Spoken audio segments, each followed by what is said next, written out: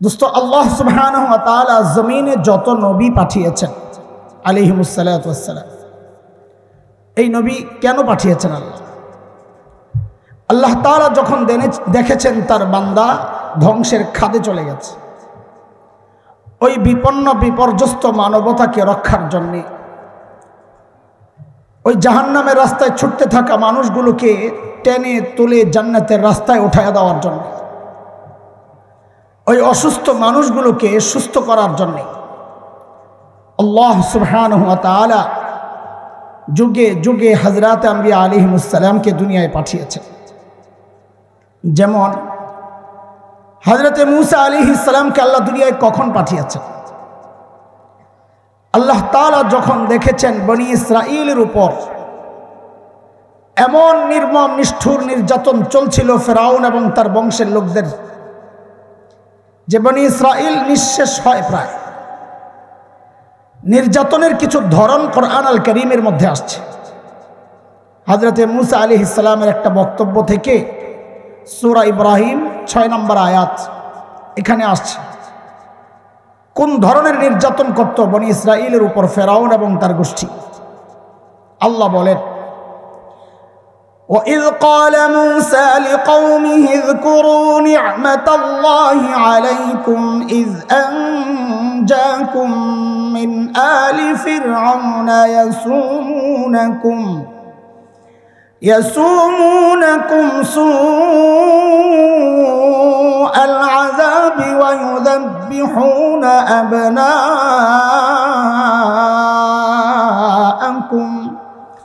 وَيَسْتَحْيُونَ نِسَاءَكُمْ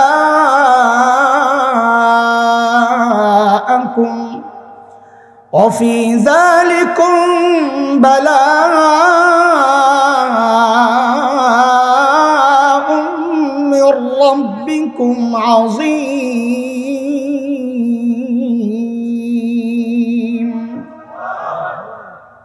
এই আয়াত আল্লাহ নির্যাতনের ধরন দেখাইছেন। ফেরাউন কি করত? যখন মেয়ে জন্ম নিত বাঁচায় রাখত। মুফাসসিরিন কেরাম লেখেন, বাঁচায় রাখত মানে আসলে বড় হওয়ার সুযোগ দিত, যেন পরবর্তীতে কাজ করানো যায়, ভোগ করা যায়। আর ছেলে জন্ম নিলে ফেরাউন তার ক্ষমতা হারানোর ভয়ে, স্বপ্নের ব্যাখ্যা আসছে যে তার ক্ষমতা হারানোর কারণ হবে এই কোনো এক ছেলে বনি ইসরাঈলের। ক্ষমতা হারানোর ভয়ে ছেলে জন্ম নেওয়ার সাথে সাথে ফেরাউন জবেহ করে হত্যা করে। আচ্ছা, আমাকে একটু জবাব দেন আপনারা, এই ছোট্ট শিশু সদ্যজাত মাত্র জন্ম নেওয়া, যারা হাড্ডিগুলো এখনো গোশতের মতো নরম, এই ছোট্ট বাচ্চা ফেরাউনের মতো এমন পরাশক্তি বাদশাকে ক্ষমতা থেকে নামাতে পারত? এটা সম্ভব? তাইলে ফেরাউন এই ছোট্ট বাচ্চাকে কেন এত ভয় পেত? কারণটা কি? বলে কারণ একটাই, এটা আল্লাহ তাআলার দুনিয়া পরিচালনার একটা সিস্টেম। আল্লাহ দুনিয়া এভাবেই চালাচ্ছেন কি, কেউ যখন হক হয়, সে যত দুর্বল হোক না কেন, কেউ যখন বাতিল হয়, সে যত শক্তিশালী হোক না কেন, আল্লাহর সিস্টেম এটা, আল্লাহ ওই দুর্বল হকের ভয় ওই শক্তিশালী বাতিলের কলিজায় ঢুকায় দেন। আর এক জ্বলন্ত নমুনা হচ্ছে বাংলাদেশের আলেম ওলামা। দুনিয়া যা দেখছি, আমার এই ছোট্ট অভিজ্ঞতা, সারা দুনিয়ার মধ্যে সবচেয়ে নিরীহ প্রাণী হচ্ছে বাংলাদেশের আলেম ওলামা। আহারে শাইখুল ইসলাম আল্লামা আহমদ শফি আনওয়ারাল্লাহু মারকাদা জীবনের শেষ সময়গুলো যখন পার করছিলেন জীবন সায়ান্নে, মানুষটা হুইল চেয়ারের মধ্যে সোজা হয়ে বসে থাকতে পারতেন না, কাত হয়ে যেতেন। আল্লামা হাফেজ জুনায়েদ বাবুনগরী নওয়ারাল্লাহু মারকাদা মানুষটা সোজা হয়ে দাঁড়ায় থাকতে পারতেন না, পা কাজ করতো না। অথচ আমরা কি দেখলাম? এই দুর্বল মানুষগুলোর ভয়ে সারা দুনিয়া ছিল স্থির। কেন? কারণ কি? কারণ ওই একটাই, সূত্র একটাই, মানুষগুলো দুর্বল হলে কি হবে? যেহেতু হক, আল্লাহ এই দুর্বল হকের ভয় শক্তিশালী বাতিলের কলিজায় ঢুকায় দিচ্ছে। আমার আগে যিনি বয়ান করলেন আমাদের মুরব্বী মধুপুরের হুজুর হাফিজাহুল্লাহ, কি মনে হয় হুজুর অন্তত আমার সাথে লাগলে পারবো না? কথা কর না, আমিও তো এক মরা, কিন্তু এই মরার সাথেও যদি হুজুর লাগে পারবেনি? হ্যাঁ, আমার চেয়ে দুর্বল একটারে দিলেও তো হুজুরে কাট করে ফেলাইয়া দিবে। কিন্তু তারপরেও দেখছি কেন যেন মানুষ খালি ডরায়। এত ভয় কেন? কারণ একটাই, দুর্বল হলে কি হবে? যেহেতু হক, আল্লাহ হকের ভয় শক্তিশালী বাতিলের কলিজায় ঢুকায় দিয়েছে। যাই হোক, শুনেন, রাত তো অনেক হয়েছে, আমি এক লাইনে কথা বলার চেষ্টা করব, এটা আমার তরিকা। ইনশাআল্লাহ এক লাইনেই চলবো। আমি আমার ট্রাক থেকে মাঝে মধ্যে একটু নেমে আশেপাশে যাবো, যে আমি বলে যাবো যে একটু বাইরে যাচ্ছি। এই বাইরে যাওয়াটাও এই লাইনের কথা বোঝানোর জন্যে, ফাও আলাপের জন্যে না। আবার চলে আসবো যে কাম শেষ, এখন একটু যাচ্ছি আর কি, এই জন্যই কথাটা বলে নিলাম, মাঝে মধ্যেই যাব ইনশাআল্লাহ। আচ্ছা শুনেন, আমাকে একটু জবাব দেন, আপনারা সর্বশ্রেষ্ঠ রসুলকে? সাল্লাল্লাহু আলাইহি ওয়াসাল্লাম। মনে হয় যেন পায়া ঠইকে গেছেন নবী, বলার ঢং তো এমনই লাগতেছে। সর্বশ্রেষ্ঠ রসুলকে পায়া কি আনন্দিত না আপনারা? এটা আমাদের গর্ব না? গর্ব তো, গর্বের কথা বলার ভঙ্গি এটা হয়। দুনিয়ার সামান্য এক এমপি সাহেবের ছেলে, ও বলার সময় যেমনি বলে, আবে আমাদের চিনসবে এমপি বলা খাওয়ালাম, আর আপনি সর্বশ্রেষ্ঠ রসুলের উম্মত হয়ে এইভাবে বলতেছেন। এমন ভাবে বলেন যেন নিজের গর্বটা প্রকাশ পায়। যদি জিজ্ঞেস করা হয় সর্বশ্রেষ্ঠ রসুলকে, তো গর্বের সাথে বলবেন আমাদের রসুল মুহাম্মদুর রাসূলুল্লাহ সাল্লাল্লাহু আলাইহি ওয়াসাল্লাম। বলার মধ্যে একটা ভাব আনেন না। দেখেন, আমি আপনি নবীকে সর্বশ্রেষ্ঠ বললেও নবী সর্বশ্রেষ্ঠ, আমরা সবাই মিলে অস্বীকার করলেও নবী সর্বশ্রেষ্ঠ। নবীকে আমরা উপরেও উঠাইতে পারবো না, নিচেও নামাইতে, কিন্তু এমন ভাবে বলি যেন আমার ইজ্জতটা বেড়ে যায়। নবী তো সর্বশ্রেষ্ঠই, আমাদের নবী বলার কারণে আমার দামটাও তো বেড়ে গেল না। এই জন্য বলেন এবার ঠিক করে, সর্বশ্রেষ্ঠ রসুলকে?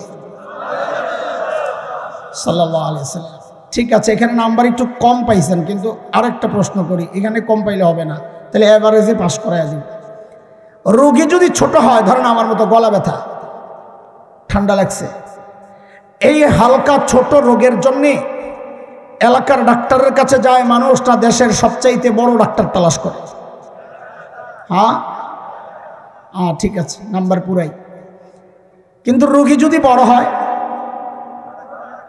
কত বড় রোগী যত বড়, মানুষ ডাক্তারও তালাশ করে তত বড়। কথা ঠিক? চলেন লাইনে চলে আসছি, আবার বাহিরের কথা শেষ, এবার বুঝেন। যেহেতু আল্লাহ তাআলা নবীদেরকে দুনিয়ায় পাঠিয়েছেন দুনিয়ার অসুস্থ মানুষের চিকিৎসার জন্য, তো বুঝতে হবে আল্লাহ সর্বশ্রেষ্ঠ রসুলকে ওই যুগেই পাঠাইছেন যেই যুগের মানুষগুলো ছিল মানব ইতিহাসের সবচাইতে জঘন্য আর খারাপ মানুষ। বলে এই কথা কি হিসাবে বলেন? বলে মিলাও, হিসাব মিলাও। ডাক্তার যেহেতু সবচাইতে বড়, তো বোঝা গেল যাদের কাছে পাঠাইছেন ওরা রোগীও ছিল। সেই যুগটাকে ইতিহাসে বলা হয় আইয়ামে জাহেলিয়া। কি বলা হয়? পড়া মুখস্থ করা লাগবে আজকে। হ্যাঁ, একেবারে যা বলবো সব পুরা পড়াটা আমারে শোনায়া, যারা থাকবে আর কি শোনায়া, তারপরে যাওয়া লাগবে ইনশাআল্লাহ। এখন আবার কেউ পালাইবেনি যে এত কষ্ট করতে পারবো না, তো কি লাভ বলেন? কথা শুনলাম, মজা লাগলো, বাইরে গেলাম, সব ভুলে গেলাম, তো কি লাভ হইলো বলেন? লাভ তো একটা হয়েছে, যতক্ষণ বসা ছিলাম গুণামুক্ত একটা সময় কাটাইছি, এটা তো অনেক বড় লাভ। কিন্তু আমরা এই লাভটাকে আরও অনেক বেশি লাভ বানাইতে চাই না ইনশাল্লাহ। তো আমরা কথাগুলো মুখস্থ করবো আজকে ইনশাল্লাহ। ঠিক আছে ইনশাল্লাহ? ঠিক আছে, চলে। সেই যুগটাকে বলা হয় আইয়ামে জাহিলিয়া, বর্বরতার যুগ। বর্বরতার মাত্রা কত দূর ছিল যে ওদেরকে ঠিক করতে আল্লাহ সর্বশ্রেষ্ঠ রসুল আনলেন। ইতিহাস পড়লে আপনার পশম দাঁড়ায় যাবে। মানুষ এতটা খারাপ হইতে পারে? একটা পয়সার জন্য মানুষ খুন করে ফেলত। মূর্তি পূজা এখন হয় কি হয় না? তখনও হতো। পার্থক্য কি? এখন মসজিদের মধ্যে মূর্তি রেখে পূজা করা হয়, অথচ তখন বাইতুল্লাহর ভেতরেই ছিল 360 মূর্তি। ঘরের মধ্যে আলাদা মূর্তি, সফরে বের হলে সাথে করে বগলের নিচে করে আলাদা মূর্তি নিয়ে যাইতো। কেন? রাস্তায় পূজা করার জন্য যদি আবার খোদা না পাওয়া যায় আরেক বিপদ না? রাস্তায় সুন্দর একটা পাথর দেখছে, সাথের মূর্তি ফালাইয়া ওই সুন্দর পাথরের পূজা করা শুরু করছে। এই ছিল মূর্তি পূজার অবস্থা। জন্ম নিয়ন্ত্রণ এখন হয় কি হয় না? তখনও হতো। পার্থক্য কি? এখন জন্ম নিয়ন্ত্রণ হয়, পেটের মধ্যে বাচ্চা নষ্ট করা হয় অথবা আসতে দেওয়া হয় না। আর তখন জন্ম নিয়ন্ত্রণ হতো, বাচ্চা হওয়ার পর দেখতো ছেলে না মেয়ে। যদি দেখছে মেয়ে রেখে দিত, যদি দেখছে ছেলে রেখে দিত। আর যদি দেখছে মেয়ে, এটা ছিল বাবার জন্য সামাজিক কলঙ্ক, আমি মেয়ের বাবা। ওই কলঙ্ক থেকে বাঁচার জন্যে বাবা নিজ হাতে নিজের কলিজার টুকরা মেয়েকে জীবন্ত দাফন করে দিত। এই বিষয়টা আমার আলোচনার সাবজেক্ট না, এই জন্য আমি এই বিষয়ে কথা বলবো না। তবে আপনাদের আগ্রহ তৈরির জন্য বলছি, সূরা নাহাল আয়াত 58-59 এই দুইটা আয়াত একটু তাফসীর খুলে দেখেন কি এক জঘন্য অবস্থা ছিল। আল্লাহ বলতেছেন, وَإِذَا بُشِّرَ أَحَدُهُم بِالْأُنثَىٰ ظَلَّ وَجْهُهُ مُسْوَدًّا وَهُوَ كَظِيمٌ يَتَوَارَىٰ مِنَ الْقَوْمِ مِن سُوءِ مَا بُشِّرَ بِهِ أَيُمْسِكُهُ عَلَىٰ هُونٍ أَمْ يَدُسُّهُ فِي التُّرَابِ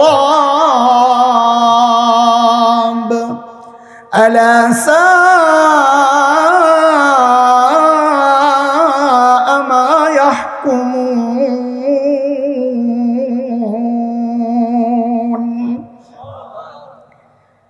এই ছিল সামাজিক অবস্থা। মানুষগুলো এতটা খারাপ কেন হয়েছিল? কারণটা কি? আমাদের দারুল দেওবন্দের প্রায় 50 বছরের প্রিন্সিপাল হাকিমুল ইসলাম কারি তৈয়ব রহমতুল্লাহ আলাই বলেন, মানুষগুলো এতটা খারাপ হওয়ার পেছনের মৌলিক কারণের অভাব নাই, মৌলিক কারণ ছিল দুইটা। বলেন, কথা বলেন, আমার সাথে পড়া মুখস্থ করা লাগবে আজকে। বলেন মৌলিক কারণ কটা? আমি ধীরে ধীরে আমার মূল পয়েন্টে ওই যে সুফায় ঢুকতেছি, আপনারা ঢুকার সময়টা খেয়াল না করলে তো হারায় যাবেন রাস্তা। আমি ঢুকবো এক গলি দিয়ে, আপনি যাবেন আরেক গলি দিয়ে, পরে তার খুঁজে পাইবেন না। বলেন মূল সমস্যা ছিল কয়টা? মৌলিক সমস্যা। 1 নম্বর জাহালত, অজ্ঞতা, লেখাপড়া নাই, মানুষ যা ইচ্ছা তাই করছে। 2 নম্বর চারিত্রিক অধঃপতন, লেখাপড়া আছে, যদি চরিত্র নষ্ট থাকে তাও মানুষ অপরাধ করে। যেমন একজন ইঞ্জিনিয়ার, সে শিক্ষিত না মূর্খ? বলেন, জাতি কি দেখলো? সরকারি কাজ পাইছে ইঞ্জিনিয়ার সাহেব সরকারি কাজ পাইয়া ব্রিজ বানাইতে যায়া রডের বদলে বাঁশ ঢুকাইয়া দিছে। এটা কি না জানার কারণে? সে জানে না যে এই জায়গায় রড দিতে হয়, বাঁশ দিতে হয় না, এটা জানে না এই জন্যে, না জানা সত্ত্বেও দিছে? কেন? চরিত্র নষ্ট। কেন? একটা না থাকলেই মানুষ অপরাধ করে। আর সেই সময়ের আরবের মধ্যে না ছিল লেখাপড়া, না ছিল চরিত্র। সমস্যা কয়টা? বলেন আবার, সমস্যা কয়টা? আল্লাহ সুবহানাহু ওয়া তাআলা মৌলিক এই 2 সমস্যা মোকাবেলার জন্য প্রিয় হাবিব সাল্লাল্লাহু আলাইহি ওয়াসাল্লাম সর্বশ্রেষ্ঠ রসুলকে মৌলিক 2টা মিশন, মৌলিক 2টা দায়িত্ব দিয়ে দুনিয়ায় পাঠাইয়া দিয়েছেন। সমস্যা কয়টা? আল্লাহ সমাধান দিয়ে পাঠাইছেন কয়টা? 2টা। বলেন, ঠিক করে বলেন, সমস্যা কয়টা? সমাধান কয়টা? আল্লাহর হাবিব নবুয়ত পেয়ে ঘোষণা দিলেন, ইন্নামা বুইসতু মুআল্লিমা বুইসতু লিউতাম্মিমা মাকারিমাল আখলাক।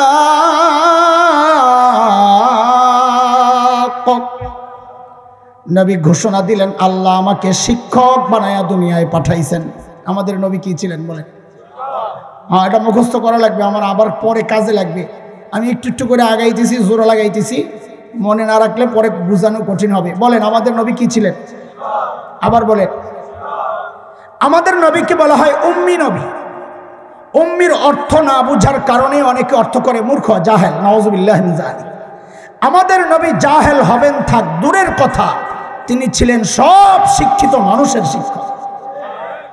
আবার বলেন, আমাদের নবী কি ছিলেন? শিক্ষক। দুই নম্বর নবী বলেন, আল্লাহ আমাকে সর্বোচ্চ উন্নত চরিত্র মাধুর্য দিয়ে দুনিয়ায় পাঠিয়েছেন কেন? আমি যেন ওই বর্বর চরিত্রহীনদের পেছনে মেহনত করে করে ওদেরকে দুনিয়ার সেরা মানুষ বানাতে পারি। বলেন আবার পেছন থেকে কথা, সমস্যা ছিল কয়টা?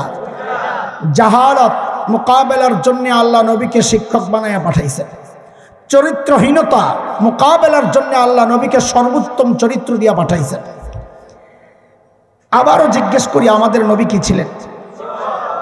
কিছু কথা, যেহেতু মাদ্রাসাওয়ালারা আমাদেরকে ডাকছেন, মাদ্রাসার প্রোগ্রামে আপনারা বসছেন, কিছু কথা এখন এমন আসতে পারে যেগুলো আপনাদের কষ্ট লাগতে পারে। একটু কি করি বলেন তো? হ্যাঁ, বিশ্বাস রাখেন, আপনাদেরকে কষ্ট দেওয়ার জন্য কথাগুলো বলছি না, বলবো না, আল্লাহ হাজির।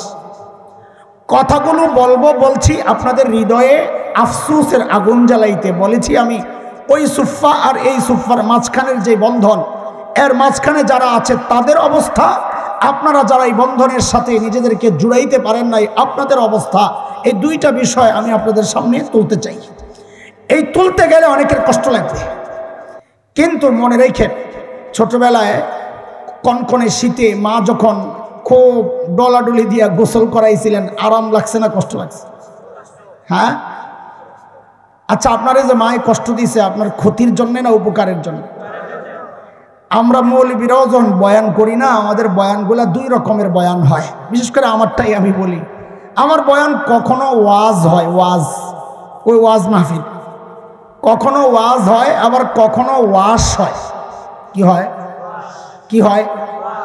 আমাদের মানসিকতা কি হয়েছে জানেন? আমরা ওয়াজ শুনতে বড় ভালোবাসি, কিন্তু ওয়াশ চললে বলে এই বেটাই তো রাজনীতির আলাপ শুরু করছে। কথা বলেন না? না, এই ওয়াশটাও আমাদের দরকার আছে না নাই? বলেন আছে তো, একটু ওয়াশ হোক, চলেন একটু শোনেন। দেখেন, আমরা যারা মাদ্রাসায় পড়াচ্ছি, এখানে আমি কওমি আলিয়া আলাদা করতে চাই না। এই জায়গায় আমরা যারা মাদ্রাসার সাথে আছি লেগে, যে কোনোভাবে, আপনারা তো অনেকে অনেক কিছু গর্ব করেন। কেউ ডাক্তার, এটা তার গর্ব। কেউ ইঞ্জিনিয়ার, এটা তার গর্ব। কেউ বড় ব্যবসায়ী, এটা তার গর্ব। কেউ সমাজপতি, এটা তার গর্ব। কারো ছেলে মেয়ে ইউরোপ আমেরিকা থাকে, এটা তার গর্ব। কারো অনেক বড় বড় বাড়ি আছে, এটা তার গর্ব। কিন্তু যেই মৌলবীদেরকে আপনারা সমাজের একেবারে পশ্চাৎপদ এবং সেকেলে গাইয়া খ্যাত, ব্যাকডেটেড মনে করেন, এই মৌলবীদেরও একটা গর্বের জায়গা আছে। সেটা হচ্ছে আমাদের শিক্ষার গোড়ায় মুহাম্মদুর রাসূলুল্লাহ সাল্লাল্লাহু আলাইহি ওয়াসাল্লাম। এটা আমাদের গর্ব। বলে কেমনে এটা? তো একটা উদাহরণ দিলে আপনাদেরকে বোঝানো আমার সহজ হবে। ধরেন, আমরা বুখারী শরীফ পড়েছি, এখানে অনেক পড়নেওয়ালা আছেন। বুখারীর ওস্তাদ শিক্ষকও থাকতে পারেন, ছাত্র তো আসে অবশ্যই, আমিও পড়ছি। বুখারীর কথা প্রথম হাদিস, ইন্নামাল আমালু বিন্নিয়াত, আল হাদিস, লম্বা হাদিস। এই হাদিস আমি ঢাকার ফরিদাবাদ মাদ্রাসায় পড়েছি। আমার ওস্তাদ মুহতারাম ছিলেন এখানে শেখুল হাদিস আল্লামা আব্দুল হাফিজ রহমতুল্লাহ আলাইহি। আমি ভারতের দেওবন্দ মাদ্রাসায় পড়েছি। আমার ওস্তাদ ছিলেন এই হাদিসের শেখুল হাদিস আল্লামা নাসির খান রহমতুল্লাহ আলাইহি। আমার এই দুই ওস্তাদের ওস্তাদ শেখুল আরব ওয়াল আজম হযরত হুসাইন আহমদ মদনী নব্বরাল্লাহু মারকাদাহ। তার ওস্তাদ ছিলেন শেখুল হিন্দ মাহমুদ হাসান দেওবন্দি রহমতুল্লাহ আলাইহি। তার ওস্তাদ ছিলেন কাসিমুল উলুম আল খায়রাত, ব্রিটিশ বিরোধী আন্দোলনের অন্যতম সিপাহসালার, মুজাহিদে মিল্লাত, দারুল উলুম দেওবন্দের অন্যতম প্রতিষ্ঠাতা ইমাম কাসিম নানুতুবি রহমতুল্লাহ আলাইহি। তার উস্তাদ ছিলেন শাহ আব্দুল গনি মুজাদ্দিদ দেহলভী রহমতুল্লাহ আলাইহি। তার উস্তাদ ছিলেন শাহ মুহাম্মদ ইসহাক আদ-দেহলভী রহমতুল্লাহ আলাইহি। তার উস্তাদ ছিলেন শাহ আব্দুল আজিজ মুহাদ্দিস দেহলভী রহমতুল্লাহ আলাইহি। তার উস্তাদ ছিলেন শাহ ওয়ালিউল্লাহ মুহাদ্দিস দেহলভী রহমতুল্লাহ আলাইহি। তার উস্তাদ ছিলেন আবু তাহের আল মদনী রহমতুল্লাহ আলাইহি।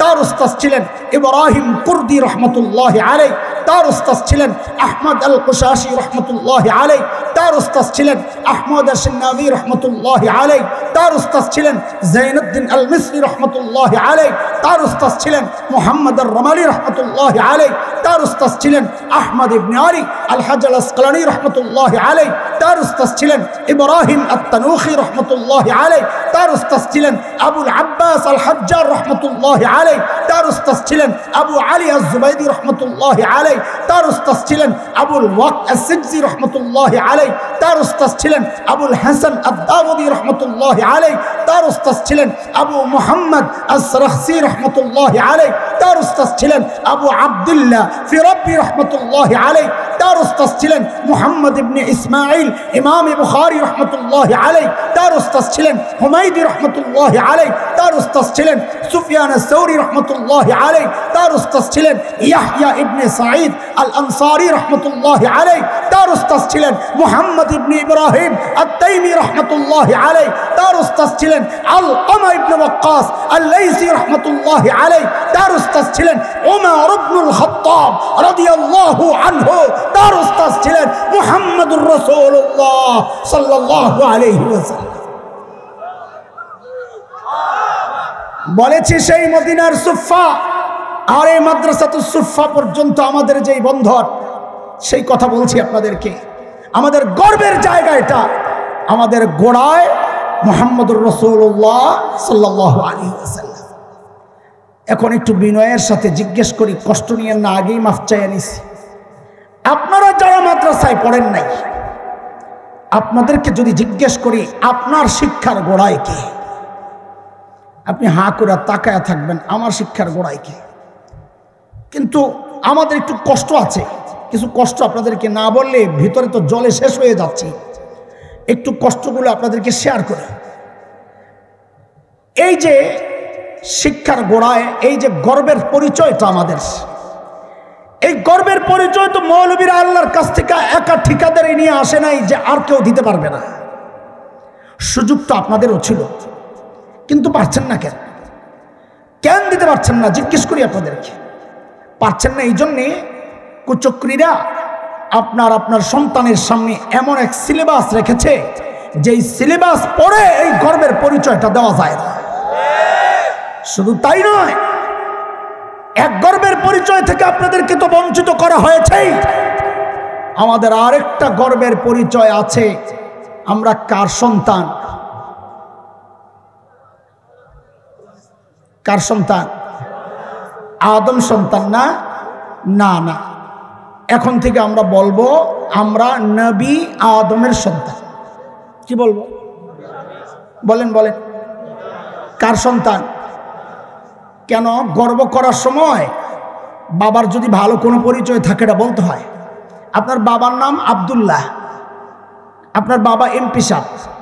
আপনি যখন কারো কাছে গর্ব করবেন তখন কি বলবেন? এই আমি আব্দুল্লাহ সাহেবের ছেলে, এটা বলবেন? কি বলবেন? আমি এমপি আব্দুল্লাহর ছেলে, আমরা নবীর সন্তান। এটা গর্বের জিনিস, এই গর্বের কথাটা বলা লাগবে। এখন আরো বেশি বলা দরকার। কেন? ওরা কাটছাট করতেছে। আগে ছিল মানুষ গণনার এই সিস্টেমটার নাম আদমশুমারি ছিল। কি ছিল? আদমশুমারি। এখন আপনার ঘরের দরজার সামনে লাগানো আছে স্টিকার, যায় দেখেন কি লেখা? আদমশুমারি আর না, এখন চলে আসছে জনশুমারি। কিন্তু আমাদের জিজ্ঞাসা, আদম কাটলো কেন? কোন সমস্যায়? প্রেসে কালি কম, যা আদম লিখতে 3 অক্ষর লাগে, জন লিখতে 2 অক্ষর লাগে, এই জন্যে কাটছে? না না, বরং আমরা আজকে উঠি চিন্তার শুনে মাথার মধ্যে ঘুরতেছে যে আমরা আসলে আদম সন্তান নাকি আমাদের পূর্বপুরুষ চিড়িয়াখানার থেকে পালায় আসা বান্দর। ওটা নিয়ে পেস লেগে গেছে গা দোস্ত, ওদের পেস লাগছে, ওরা কাটতে পারে। আপনি এই গর্বের পরিচয় ছাড়তে পারি না। এই জন্য আগে বলতাম আদম সন্তান, এখন আদমের সাথে আরো শব্দ বাড়ায়া বলেন আমরা খালি আদম সন্তান না, আমরা নবী আদমের সন্তান। বলেন কার সন্তান? এরপরে যদি কাটাকাটি চলে আমরা শব্দ আরো বাড়াইয়া দেব, আমরা নবী সফিউল্লাহ আদমের সন্তান। ওরা কাটবে, আমরা বাড়াইতে থাকবো ইনশাআল্লাহ। ঠিক আছে না? ইনশাআল্লাহ। ও দোস্ত, আমাদের কষ্টগুলো একটু বুঝার চেষ্টা করে। আমরা এইভাবে বললে অনেকে রাজনীতির গন্ধ পায়। আমি অবাক হই, তুমি কিসের রাজনীতি খোঁজো মিয়া?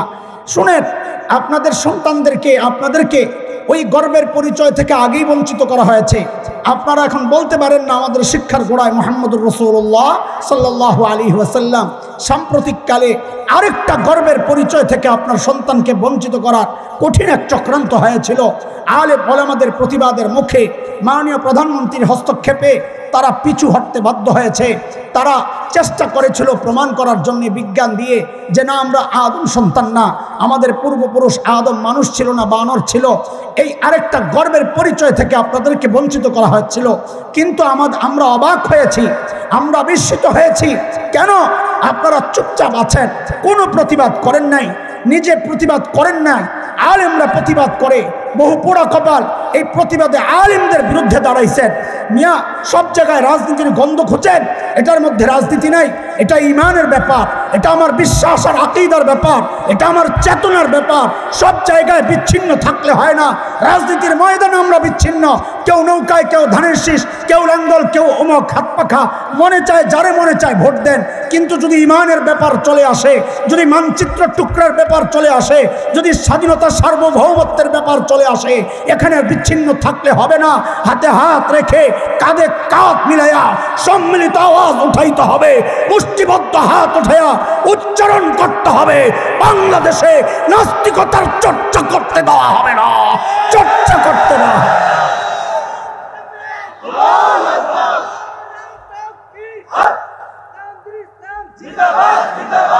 মুহতারাম হাজরিন, সমস্যা কয়টা?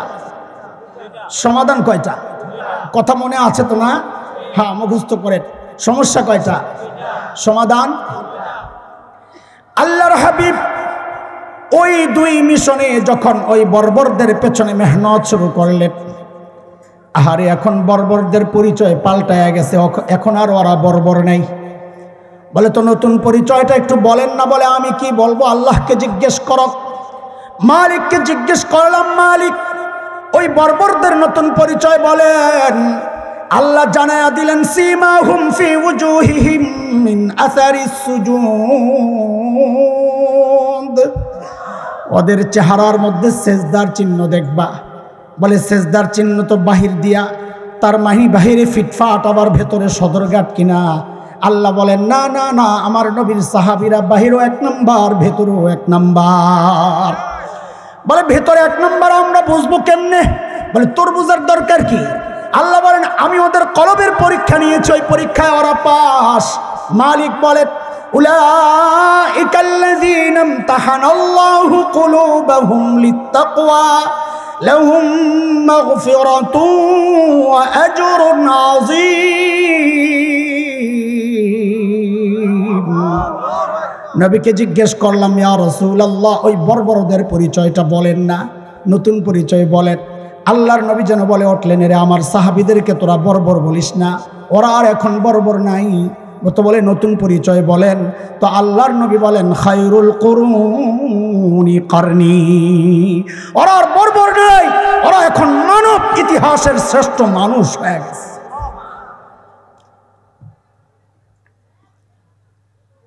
অনেক দেরি হয়ে গেছে আপনাকে, আমি একটু তাড়াতাড়ি করতেছি, রাখেন। ছোট করি, ছোট কথা ছোট করতেছি। মুখস্থ করা লাগবে, বেশি লম্বা পড়া হইলে তো মুখস্থ রাখতে পারবেন না। পরে তো আমার আবার বদ অভ্যাস আছে, পড়া না শোনাইতে পারলে মুরগি বানাই দেবো। মাদ্রাসার পোলাপান যেগুলো আছে, মুরব্বীরা না, ডরেন না। এই জন্য পড়া যেন মুখস্থ করতে পারেন, পড়াটার একটু গুছাইয়া দিই। আমার বয়ানের সিস্টেমই এটা, আমি পড়া মুখস্থ করাই, যেন যতটুকুই মুখস্থ থাকে যেন কাজে লাগে।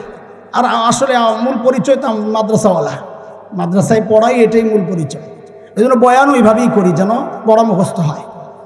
চলেন পুরা বয়ানটাকে একটা সুতায় গেঁথে দিই, যেন আপনাদের মুখস্থ রাখা সহজ হয়।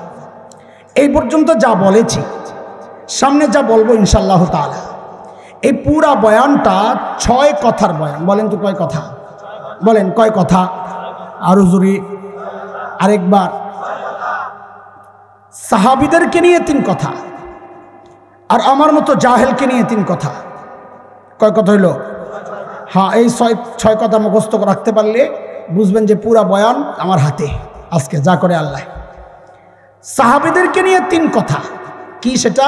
আমার সাথে সাথে বলবেন, পড়া মুখস্থ করবেন, জবাব দিয়েন না, আমি জবাব চাচ্ছি না, আমি যা বলি হুবহু তাই উচ্চারণ করবেন। বলেন ওরা ছিল কি?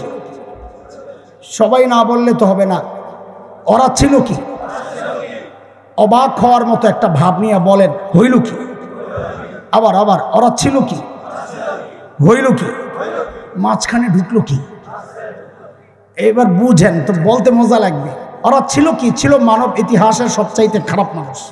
হয়নি এই কথা বারবার কোথেকে বলেন আপনি? বলে ভাই সূত্র মিলাও না, যেহেতু ডাক্তার সবচাইতে বড়, বোঝা গেল রুগীও হিসাব সোজা না। তো বলেন ওরা ছিল কি? সবচাইতে খারাপ মানুষ। বলেন সবচাইতে হইল কি? সবচাইতে। হরে আশ্চর্য, সবচাইতে খারাপ মানুষগুলো সবচাইতে ভালো মানুষ হয়ে গেল কি রে ভাই? কোন কারণে? মাঝখানে কি ঢুকছে রে? বলে কোরআন। মাঝখানে কি ঢুকছে? কি ঢুকছে? বলেন আবার এবার ঠিক করে, এবার তো বুঝছেন, এবার বলতে মজা লাগবে। বলেন ওরা ছিল কি? ওরা মানে সাহাবায়ে কেরাম, নবীর সঙ্গীরা সাল্লাল্লাহু আলাইহি সাল্লাম। ওরা ছিল কি? হইল কি? মাঝখানে ঢুকলো কি? হইছে মুখস্থ। এই তিন কথার একটা উদাহরণ দিব ইনশাল্লাহ। আপাতত এটা রাখেন, এই পাশের পোটলায় রাখেন, দুইটা পোটলা করতেছি, এই পাশের পোটলায় এটা রাখেন। চলেন আমার মতো জাহেলকে নিয়ে তিন কথা। দেখেন সাহাবায়ে কেরাম যে জাহালতকে ছাড়লেন, অন্ধকারাচ্ছন্ন জীবনের যে কুৎসিত যে দিকগুলো এগুলো ছাড়লেন, নারী, মদ, জুয়া, মারামারি, কাটাকাটি, ছিনতাই, ডাকাতি সব ছাড়লেন। আমরা সেই জাহালতকে আঁকড়ে ধরলাম। এমন কোন অপরাধ নাই যে আমরা করি না। সাহাবায়ে কেরাম যে কোরআনকে ধরে সর্বশ্রেষ্ঠ হয়ে গেলেন, পোড়া কপাল জাতি আমরা সেই কোরআনকে ছাড়লাম। বলেন এটা আমাদের আফসোস না গর্ব? আফসোস। তাইলে ঠিক আছে, তিন কথা এবার মুখস্থ করেন, আমাদের তিন কথা। বলেন ধরলাম কি? আফসোসের মতো ভঙ্গি নিয়েই বলেন ছাড়লাম কি? আবার আবার ধরলাম কি? ছাড়লাম কি? হাত ওঠান, এরকম হাত ওঠান, কপালে একটা জোরে বাড়ি মারেন আর বলেন আরে করলাম কি? নাই মিঠা মিঠা হারে চলবে না, কলিজার ভিতর থেকে বের করেন যেন পোড়া গন্ধ নাকে আসে। বলেন আবার ধরলাম কি? ছাড়লাম কি? আরে করলাম কি? কি ধরছি বুঝছেন তো? পাপাচার যা আছে সাহাবায়ে কেরাম যা ছাড়ছেন আমরা ওগুলোর ধরছি। ছাড়লাম কি? সাহাবায়ে কেরাম যে কোরআনকে ধৈর্য শ্রেষ্ঠ হয়েছেন, আমরা সেই কোরআনকে ছেড়ে দিছি। এটা আফসোস না গর্ব? এই আফসোস হইল আহারে করলাম কি। কয় কথা হয়েছে? আগে কয় কথা? দুই পোটলায় কয় কথা? এই পাশে, এই পাশের এই পোটলাটা আবার খুইলে একটু পড়াশোনা না, আমরা পিছনের পড়াশোনানোকে বলে আমুক্তা। আপনাদেরকে মুখস্থ করা এটা বলেন শব্দ কি? আমুক্তা। বলেন আজকে পুরা ছাত্র বা মাদ্রাসা বলা বানাই দেবো আপনি করে। বলেন আমুক্তা। আমুক্তা মানে পিছনের পড়া শোনান, মনে থাকবে তো? চলেন আমুক্তা শোনান। এই সাহাবীদের ব্যাপারে কয় কথা? বলেন ওরা ছিল কি? হইল কি? মাঝখানে ঢুকলো কি? এই প্যাকেট আবার গিট্টু লাগান, রাখেছেন? এবার এই পাশের পোটলার গিট্টু খোলেন। বলেন আমাদেরটা ধরলাম কি? ছাড়লাম কি? আরে করলাম কি? আবার ঢুকাইয়া গিট্টু মারেন, রাখেন। ঠিক আছে, চলেন আগের গিট্টু খুলি। কি আগে কি আছে? ওরা ছিল কি? হইল কি? এখানে একটা উদাহরণ দিব যে কি মানুষ ইসলামের ছায়াতলে এসে কোরআনের ছোঁয়া পেয়ে, নবী আলাইহিস সালামের উন্নত আদর্শ আর আখলাক চরিত্রের ছোঁয়া পেয়ে কি মানুষগুলা কি হয়ে গেল। একজন সাহাবীর কথা আপনাদেরকে শোনাই। দেখেন গাল গল্প করে টাইম পাস করার সময় আমাদের হাতে নাই দোস্ত। গজল আর আজান দিয়ে টাইম পাস করার সময় আমাদের হাতে নাই। জরুরি কথা বলেই তো শেষ করতে পারি না, তাড়াহুড়া করতে হয়। সেই জন্যে গল্প শুরু করছি মানে ভাইবেন না যে বাট এমন টাইম পাস করতেছে, সেই সময় হাতে নাই দোস্ত। আর এই গল্প কোনো বানানো কিচ্ছা না। আরবের বিখ্যাত লেখক আব্দুর রহমান রফাত বাশা রহিমাহুল্লাহর গোটা আরবের সমাদৃত কিতাব একটা সাহাবায়ে কেরামকে নিয়ে লেখা, নাম হচ্ছে সুয়ারুম মিন হায়াতিস সাহাবা। এই কিতাবের প্রথম ঘটনা এটা যেটা আমি শোনাতে চাচ্ছি। আল্লাহর নবীর এক সাহাবী হযরত সাঈদ ইবনে আমির আল জুমাহি রাদিয়াল্লাহু আনহু। এই গোড়া ঠিক করেন, কি এখন কি বুঝাইতে চাচ্ছি? ওরা ছিল কি? হইল কি? পরিবর্তনটা দেখাইতেছি।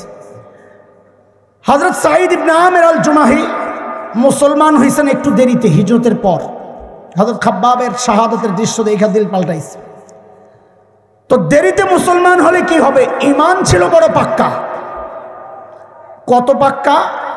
একটা উদাহরণ শুনলেই বুঝবেন।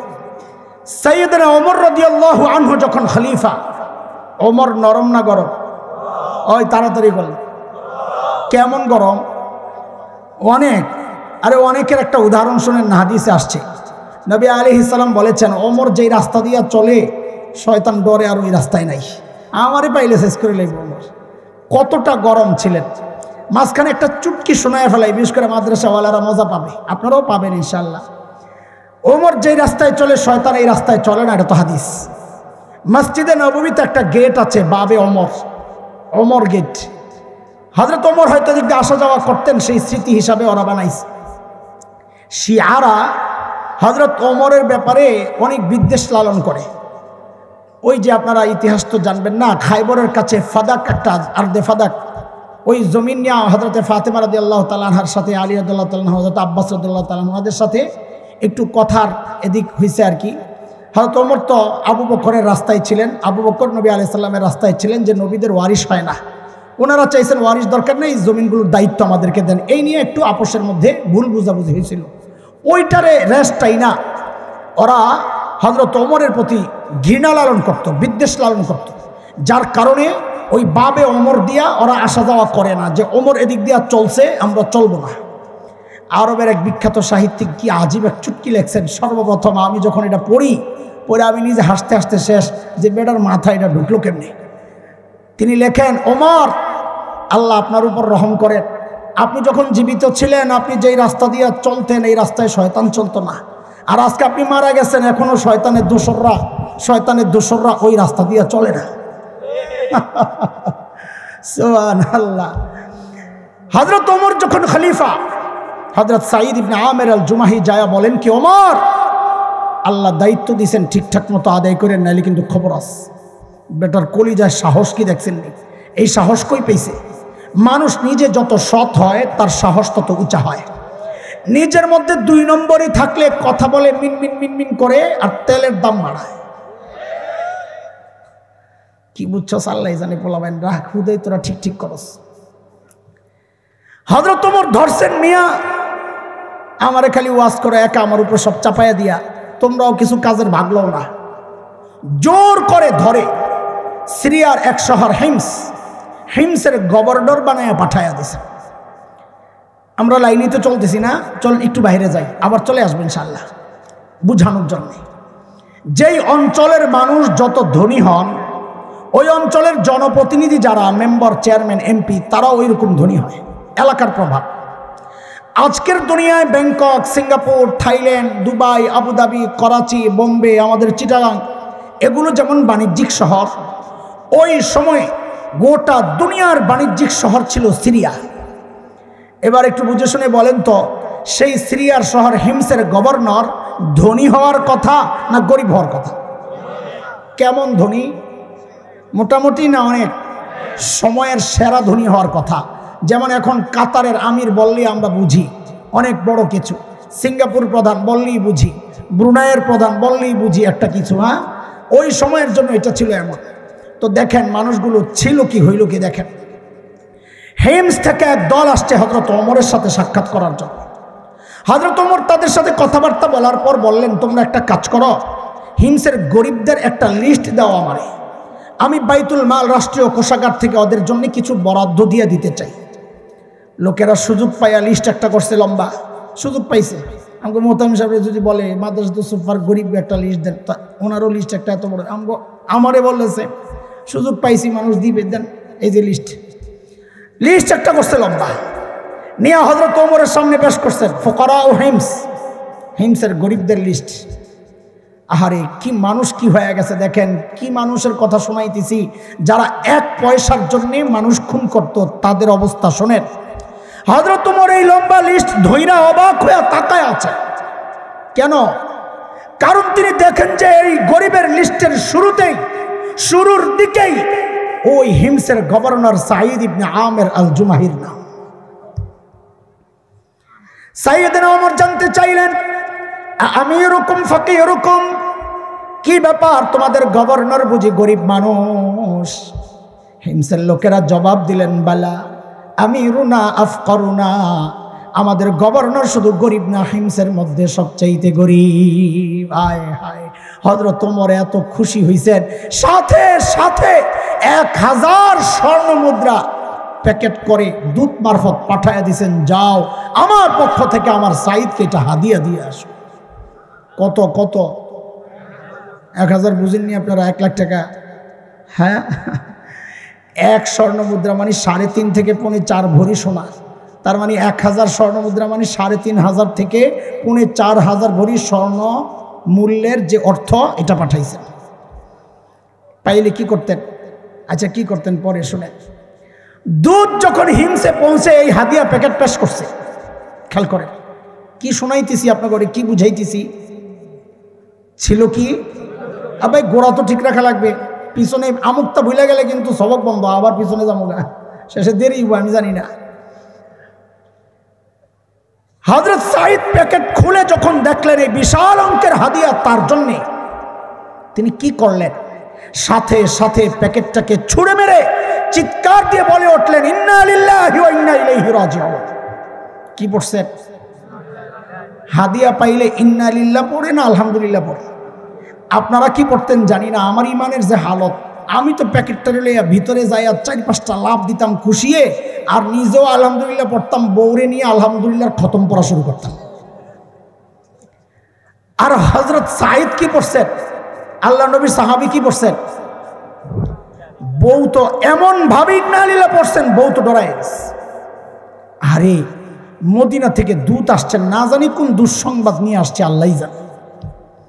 সাথে সাথে জিজ্ঞেস করলেন, আকুতিলা ওমর ইবনুল খাত্তাব, কি ব্যাপার সাইয়েদিনা ওমর বুঝি শহীদ হয়ে গেছেন, এই খবর বুঝি আসছে? হযরত সাঈদ বলেন, না না, ঘটনা তা না, বরং তার চেয়েও মারাত্মক, ওমরের শাহাদাতের চেয়েও মারাত্মক।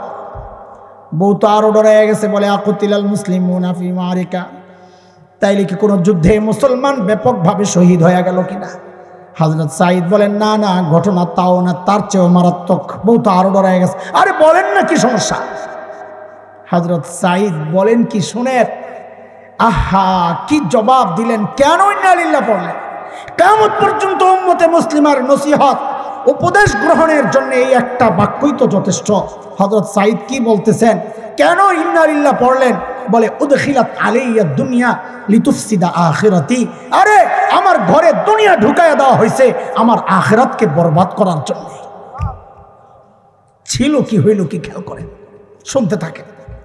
সাথে সাথে বিবিকে বললেন, আমি চাই মদিনার দূত আমার ঘরে থাকতে থাকতে এই 1000 স্বর্ণ মুদ্রা তুমি হিমসের গরিবদের মধ্যে বিলায়া দিবা।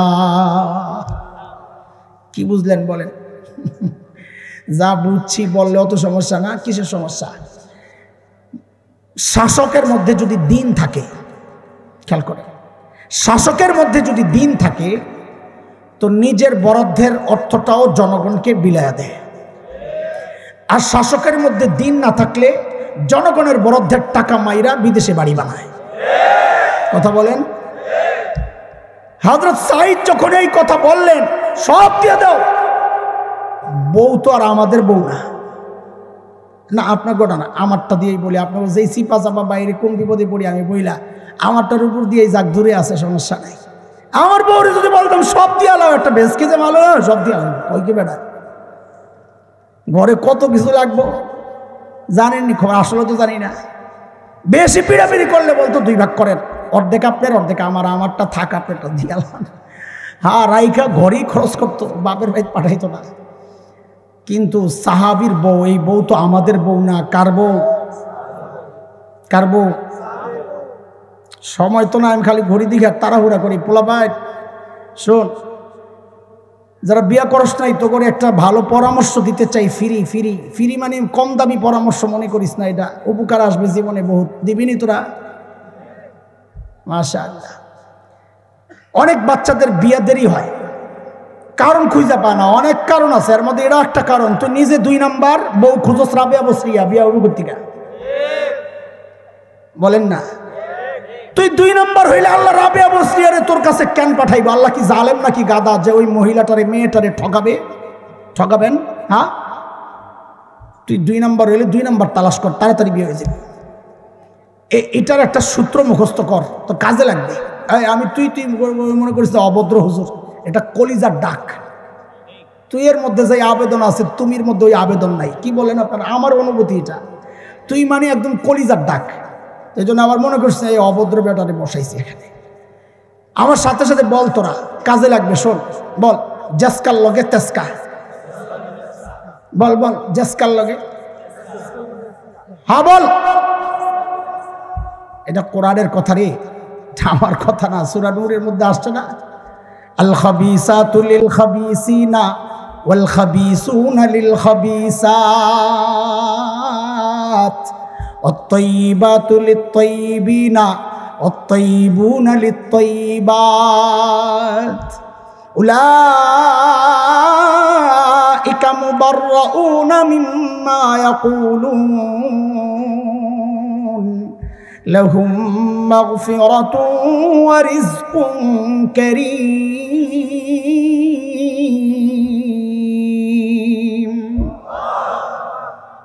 এটা তো লম্বা আয়াত, সংক্ষেপ অর্থ বানাইলে কি বাইর হয়? জেসকার লগে। ওস্তাদ ঠিক আছে, একটা উদাহরণ দিই তাহলে বুঝবেন। আগে যে মুরব্বীরা বা আমাদের সময় পর্যন্ত ছিল এমনই, বিয়ে করতে গেছে ছেলে মায়ের সাথে বোনের সাথে, দেখতে গেছে মেয়ে, গিয়ে কি জিজ্ঞেস করছে? নামাজের সূরা, ওযুর ফরজ, গোসলের ফরজ, এগুলোই তো জিজ্ঞেস করছে আগে। এখন ছেলেপেলে বিয়ে করতে যায় আর এগুলো জিজ্ঞেস করে না। ওই যে শুনছি বিশ্বকাপ চলাকালীন গেছে মেয়ে দেখতে, যায় বলে জিজ্ঞেস করে, হে গো কোন দলের সাপোর্টার তুমি? গান কোনটা ফেভারিট? গান তোর বলে না, যায় ভাবলো সং সং। নামাজ খবর নাই, নায়ক নায়িকা ফেভারিট কে? আচ্ছা আপনাদেরকে জিজ্ঞেস করি দেখি কি বুঝছেন। এই প্রশ্ন করা ঠিক আছে নি? তাই তো বুঝেন নাই আপনারা। ঠিক আছে নিয়া, কেন ঠিক আছে? ও প্রশ্ন করে জেনে নে ওই যে একটা খবিস, ওর লগেরটাও খবিস পড়ে কিনা। এটার নাম হইল জাসকার লগে তেসকা। কথা ঠিক আছে? আল্লাহ সাহাবীর বউ তো আল্লাহ মিলাইছেন ওই যেই বলছে সব দিয়া দাও, আল্লাহর বান্দি সাথে সাথে নিয়ে সব বিলাইয়া দিয়া দিস। মদিনার দূত এই কারবার দেখা অবাক হয়ে তাকায় আচারে, কই আসলাম, এরা মানুষ না ফেরেশতা। দ্রুত ফেরত গেছেন মদিনায়, যায় হযরত ওমরকে সব যখন শোনাইলেন, আল্লাহু আকবার, হযরত ওমর এতটা আন্দোলিত হলেন, এতটা খুশি হইলেন হযরত ওমর, সাথে সাথে বললেন, এই কাফেলা রেডি কর, আমার সাইদকে দেখতে যাব। ভাইও এটা এই জমানা না, চাইলেই উড়াল মারা যায়। এখন তো ভিসা লাগাইনো থাকে, খালি ওকে করায় টিকিট একটা কাটার জন্য ট্রাভেলসও যাওয়া লাগে না, মোবাইলে পাঠায় দেয়, এয়ারপোর্টে কাউন্টারে যায় দেখাইলে বোর্ডিং পাস দিয়া দেয়, মুহূর্তের মধ্যে দেশে নেই। এখন তো আরও আপডেট হয়েছে মাশাআল্লাহ। এখন ওই পিচ্ছি একটা আর টিকিটও লাগে না, ভিসাও লাগে না, পাসপোর্টও লাগে না, সব সারাই গিয়া প্লেনে উঠে বয়ে রয়েছে। দেখছেন না? দেখছিলেন? একটা জরুরি কথা আলাপের জন্য না, দেখছিলেন? ওই পিচ্ছি কই পড়তো এটাও জানেন না, কই পড়তো? আর যারা জানেন বলেন জোরে, তো অন্যরা শুনুক। মাদ্রাসায়, এই মাদ্রাসার পিচ্ছি এটা। লা হাওলা ওয়ালা কুওয়াতা ইল্লা বিল্লাহ। কি বুঝলেন? মাদ্রাসার পোলাবেন কে সব বিটলা দেখেন। বদনাম করতেছি না, একটু খেয়াল করেন। যারা আন্তর্জাতিক সফর যাদের আছে অভ্যাস, তারা জানেন কতগুলো ধাপ পার হইতে হয়। এয়ারপোর্টে ঢোকার সময় তো ফার্স্ট একটা চেকিং হয়, ভিসা দেখান, পাসপোর্ট দেখান, টিকিট দেখান, এরপরে স্ক্যানিং মেশিন পার হইয়া ওই যে কাউন্টারে যেতে হয়। ওখানে যায়া পাসপোর্ট ভিসা দেখাইলে, টিকিট দেখাইলে ওরা বোর্ডিং পাস দেয়, মাল দিয়া দেয় বুকিংয়ে। এই বোর্ডিং পাস, পাসপোর্ট নিয়ে, ভিসা নিয়ে যাইতে হয় ইমিগ্রেশনে। খেয়াল করেন, ধাপ অলরেডি 2টা পার করছি। ইমিগ্রেশনের পুলিশের সামনে যাওয়ার আগেই গেটের মধ্যে অন্য পুলিশরা চেক করে ভিসা পাসপোর্ট আসেনি না, খামাকাই যায় ওখানে বিরক্ত করবে। 3য় ধাপ পার হইল। 4র্থ ধাপে ইমিগ্রেশন পুলিশ কম্পিউটার আর ওই যে ক্যামেরা নিয়ে বসে থাকে, যে আগমত এরকম ক্যামেরা, দাজ্জালি চোখ, এর সামনে যায় দাঁড়াইতে হয়, গেলে ছবি তোলে চোখের। এরপরে হাতের টিপ নেয়, ইমিগ্রেশন পুলিশ পাসপোর্ট চেক করে, ডেট আছে কিনা, ভিসা চেক করে, টিকিট চেক করে, এগুলো শেষ করে এরপরে যেতে হয় বোর্ডিং ব্রিজ যেটা দিয়ে প্লেনে ওঠে, এর আগে একটা রুম থাকে গ্লাস ঘেরা, ওই রুমে ঢোকার সময় তো কঠিন অবস্থা। তখন যেই দেশে যায় ওই দেশের বিমানের লোকজন চেক করে, কি করে, এই আংটি থাকলে খোলো, ঘড়ি থাকলে খোলো, মানি ব্যাগ থাকলে, কদিন আগে এই গত সপ্তাহে আমার পকেটে মানি ব্যাগ আছিল, যে একটু শরম পাইছি, আমার মানি ব্যাগ রাখা, আমাকে দেখে একটু মায়াও লাগে না বুড়া বেটারে, যাই আবার মানি ব্যাগ খুলে আবার ঢুকছে, জুতা খোলো, বেল খোলো, সব খুইলা এরপরে স্ক্যানিং মেশিনের ভেতর দিয়া যাও, যায় অপেক্ষা করো। পঞ্চম ধাপ পার হইলাম, যায় অপেক্ষা করো। প্লেনে ওঠার সময় খালাম মারা প্লেনের গেটে দাঁড়ায় থাকে, ওদেরকে এই বোর্ডিং পাস দেখাইলে এরপরে ওটা দেখা, এরপরে দেখায় দেয় ওই যে এত নম্বর আপনার ওখানে সিট। এই ষষ্ঠ ধাপ পার হইয়া এই পিচ্চিরা যায় প্লেনের সিটে বসে রইল। আপনারা ওরে আটকাইতে পারলেন না, মাদ্রাসার পোলাপায়। আর একটা ছাত্র কোনোভাবে মাদ্রাসা থেকে পালায় গেলে আয়েশা মুহতামিম সাহেবের গোষ্ঠী উদ্ধার করেন আপনারা। আয়েশা হুমকি দেন মাদ্রাসা বন্ধ করার, পুলিশ নিয়ে আসেন। আয়েশা বলেন, হ্যাঁ রাখতে পারেন না কেন আমার পোলা, অতগুলা ধাপ পার হইয়া মেশিন টেশিন পার হইয়া পোলায় গেল গা প্লেনে উঠা, ওরে আটকাইতে পারলেন না, একটারে এতজন মানুষ, আমরা এতগুলা বাচ্চা কেমনে সামলাই। এখন পোলা বাইন হারায় গেলে যদি মোতামিরা ধরে, আমার পোলা কই, বলবেন ইমিগ্রেশনে যায় জিজ্ঞেস করে। আমি কাউরে উস্কানি দিতেছি না, অসতর্ক হওয়ার জন্য বলছি না, দুঃখ এগুলো আমাদের। কেন বুঝতে চান না? আপনার বাচ্চারে কে ইচ্ছা করে ভাগাইয়া দেয়? সর্বোচ্চ চেষ্টা করা হয়। ছেলেটা আপনার ঘর থেকেও তো পালাইতে পারত।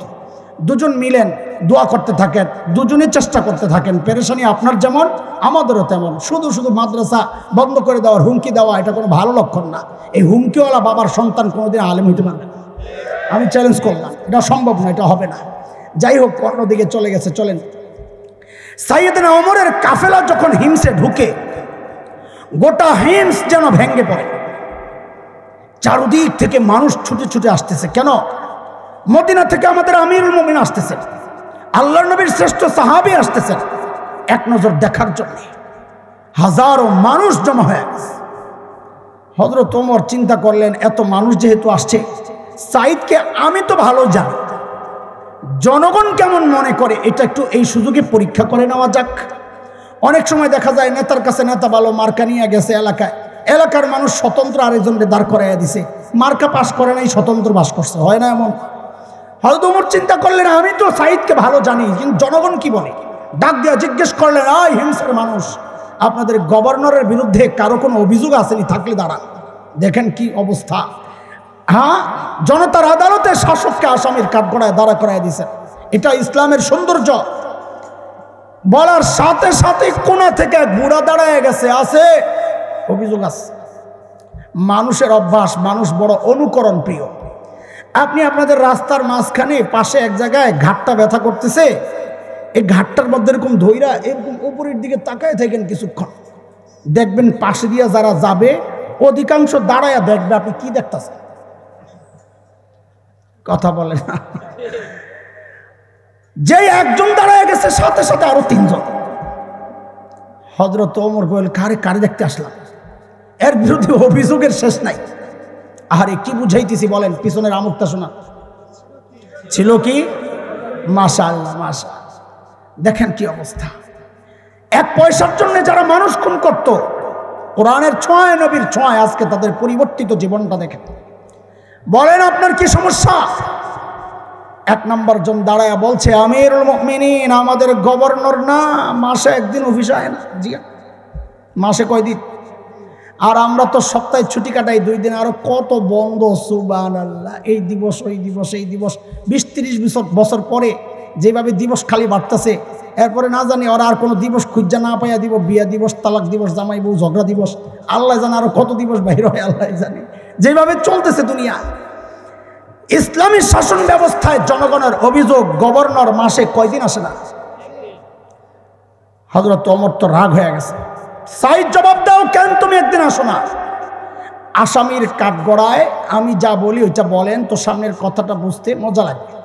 আসামির কাঠগড়ায় ধনী এলাকার গভর্নর কে বলেন, কে? সাইদ ইবনে আমির আল জুমাহি তো, কিন্তু তার পরিচয়টা কি? তিনি ধনী এলাকার, বলেন ধনী এলাকার কেন তুমি একদিন অফিসে আসো না? জবাব দাও।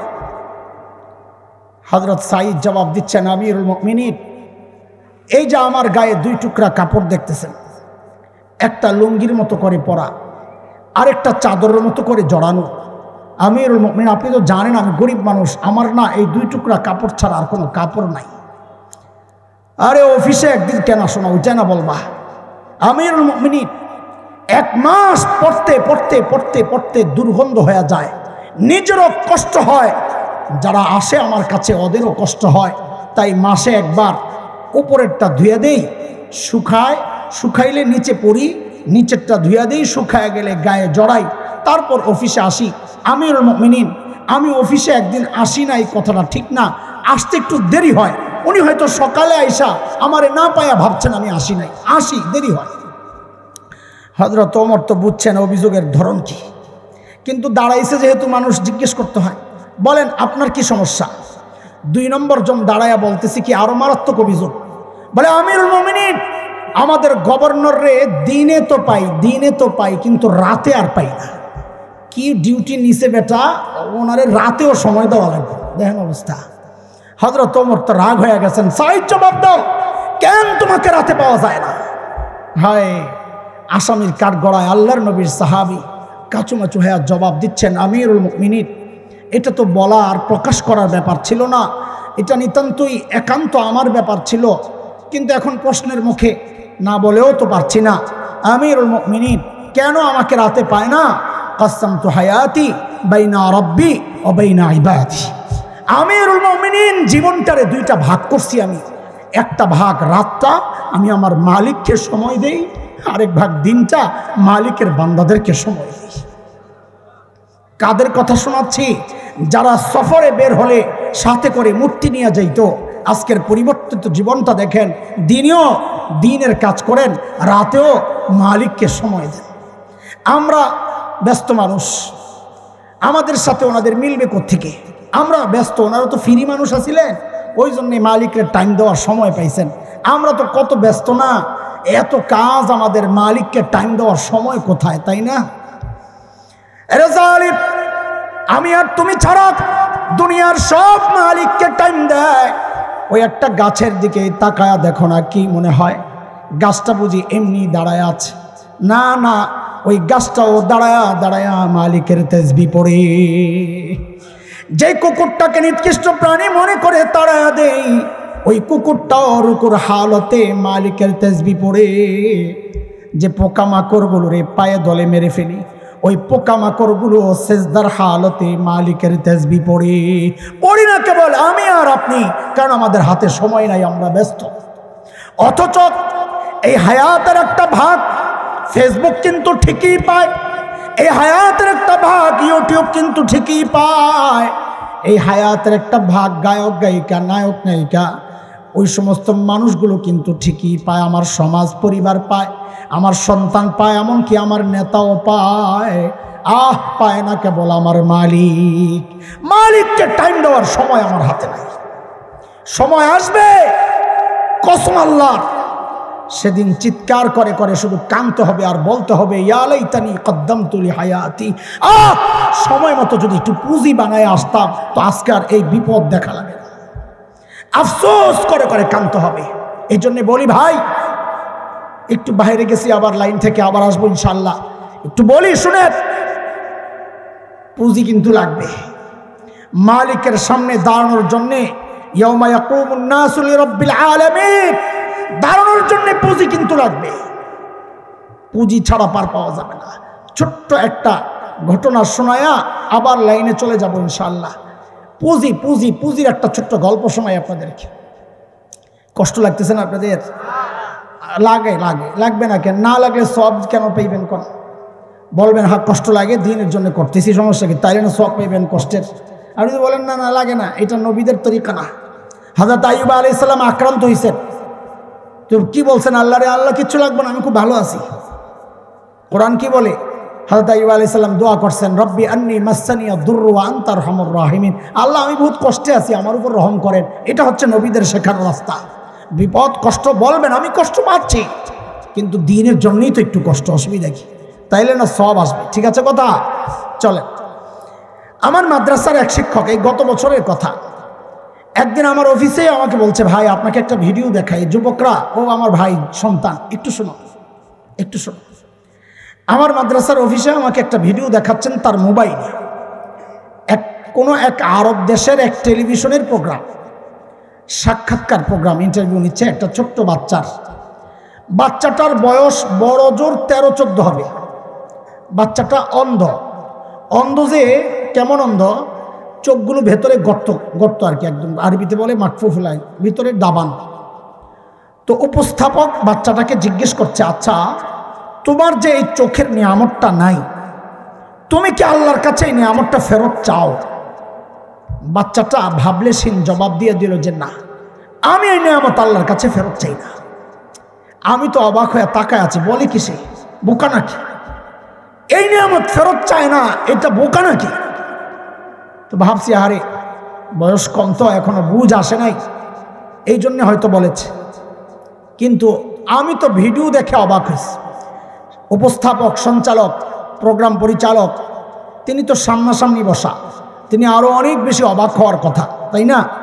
তো তিনি অনেক অবাক হয়েই জিজ্ঞেস করলেন, লিমাজা, আরে কেন তুমি এই নিয়ামত ফেরত চাও না, এটা কেমন কথা? আরে বাচ্চাটার জবাবটা শুনে আমি বুঝছি, বোকা তো ও না, বোকা তো আমি। আল্লাহকে হাজির রেখে বলছি, সাক্ষী রেখে, ওর জবাবটা শুনে আমি সাথে সাথে কান্না করে দিচ্ছি। আরে বললো কি সেটা? ও বলে কি জানেন? কি পুঁজি, ওই জন্য পুঁজির কথা বলতেছি, কি পুঁজি বানাইছে দেখেন, পুঁজি। ও বলে কি, কেন তুমি এই নিয়ামত ফেরত চাও না? বলে কি জানেন, যে এই জন্যে চাই না, আমি এটা রেখে দিছি পুঁজি, সময় মতো কাজে লাগাবো। বলে কোথায়? বলে যখন হাসরের মাঠে হিসাব শুরু হবে না, যখন আমার ডাক পড়বে, এই হিসাব নিয়ে আসো। দেখেন এই ছোট্ট বাচ্চার কি হিসাব, কিন্তু ছোট্ট হলে কি হবে, ওর চিন্তাটা কত পরিচ্ছন্ন, পরিষ্কার, কত উঁচা। বলে আমার যখন হিসাবের জন্য ডাক পড়বে, আমি দুনিয়াতে এই নিয়ামতটা চাই নাই, এজন্যে যেন সেদিন আমি আমার মালিকের সামনে নত জানু হয়ে বলতে পারি, ও আমার মালিক, ও আমার মালিক, দুনিয়ায় তো তুমি আমার এই নিয়ামতটা দেও নাই। ওগো মালিক, দুনিয়ায় তো তুমি আমার এই নিয়ামতটা দেও নাই। ওগো মালিক, এই উসিলায় কি আজকে আমার আযাবটা একটু কমাইয়া দেওয়া যায় না মালিক?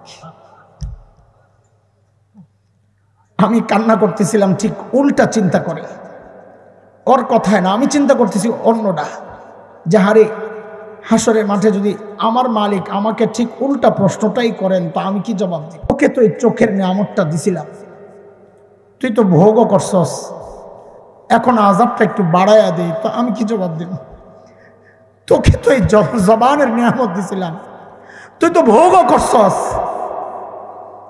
এখন আযাবটা একটু বাড়াইয়া দিই, তো আমি কি জবাব দিব? আরে বাবা, আপনি কি জবাব দিবেন? মা কি জবাব দিবেন? ও ভাই কি জবাব দিবেন?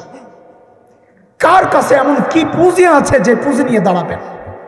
বলেন, কোন পুঁজির ভরসায় এমন নিশ্চিন্ত উদাস জীবন যাপন করছি? বলেন, কোন পুঁজির ভরসায়?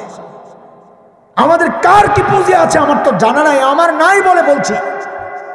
পুঁজি তো আছে আমাদের, একেবারে যে নাই তা তো না, পুঁজি আছে, আছে। কি পুঁজি? গুনার পুঁজি, গুনার পুঁজি। চুল পাইকা সাদা, গুনাহ ছাড়তে পারি না, দাড়ি পাইকা সাদা হয়ে গেছে, গুনাহ ছাড়তে পারি না।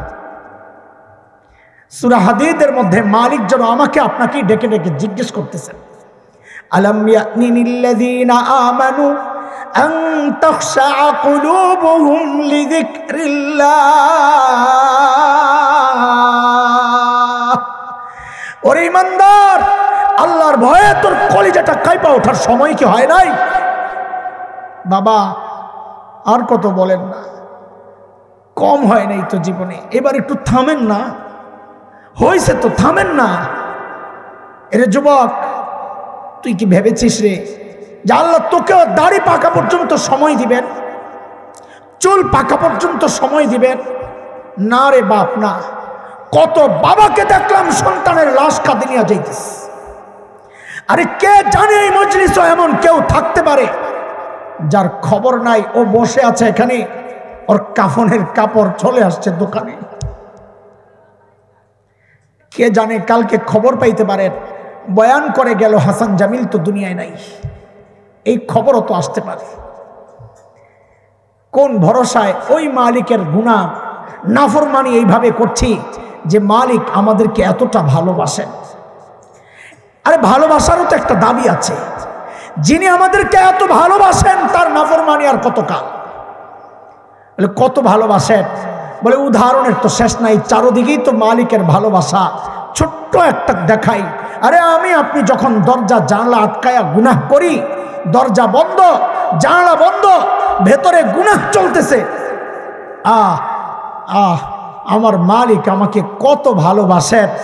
ওই গুনাহ অবস্থায় আমার মালিক দরজার নিচে দিয়ে বাতাস আর অক্সিজেন পাঠাইয়া দেন যেন আমি মরে না যাই। ওই মালিকের নাফরমানি চলতেছে প্রতিনিয়ত। এরে যুবক ভাই শোন, এর চেয়ে ভালো করে বুঝানোর ক্ষমতা আমার নাই। যদি আমার কথাগুলো তোদের হৃদয়ে টাচ না করে, নাও করতে পারে, আমি পাপী মানুষ। আমি বলি কি, তাইলে তোর আমার সামনে আয়, আমার শেষ চেষ্টাটা আমি করে দেই, আমার সামনে আয়, তোদের পাওগুলো আমার সামনে মেলা দে, আমি ওই পাওগুলারে জড়াইয়া ধইরা সারা রাত বসে বসে কান্না করি, তাও তোরা গুনাহ ছেড়া দে, গুনাহ ছেড়া দে বাবা, গুনাহ ছেড়ে দে। হয়েছে তো, থামেন না। এবার নিজের দিলটারে একটু চোখের পানি দিয়ে পরিষ্কার করেন না। আরে অন্তত এক ফোঁটা চোখের পানিরও তো পুঁজি বানান। হ্যাঁ, হাদিসের কথা, আইনান লা তামাসসাহুমান নার, দুই রকমের চোখ জাহান্নামের আগুন স্পর্শ করবে না। আইনুন বাকাত মিন খাশিয়াতিল্লাহ, এক চোখ যে চোখ আল্লাহর ভয়ে কান্না করে। ওয়া আইনুন বাতাত তাহরুসু ফি সাবিলিল্লাহ, হযরত ইবনে আব্বাসের বর্ণনা। আরেক চোখ যে সজাগ থাকে আল্লাহর রাস্তায়, পাহারাদারির দায়িত্ব পালন, সীমান্ত পাহারা দেয়, নিজেদের ঘাঁটি পাহারা দেয়, ওই চোখও জাহান্নামের আগুনে জ্বলবে না। একটু চোখের পানি কত দাম, কত দাম, কত দাম। ওই চোখের পানি ফালাইয়া অতীতের সব গুনাহগুলো একটু মোছেন না, আশা ছাইরেন না। আমি আপনাদেরকে মনোবল ভাঙ্গার জন্য কথাগুলো বলছি না, আশাবাদী করছি।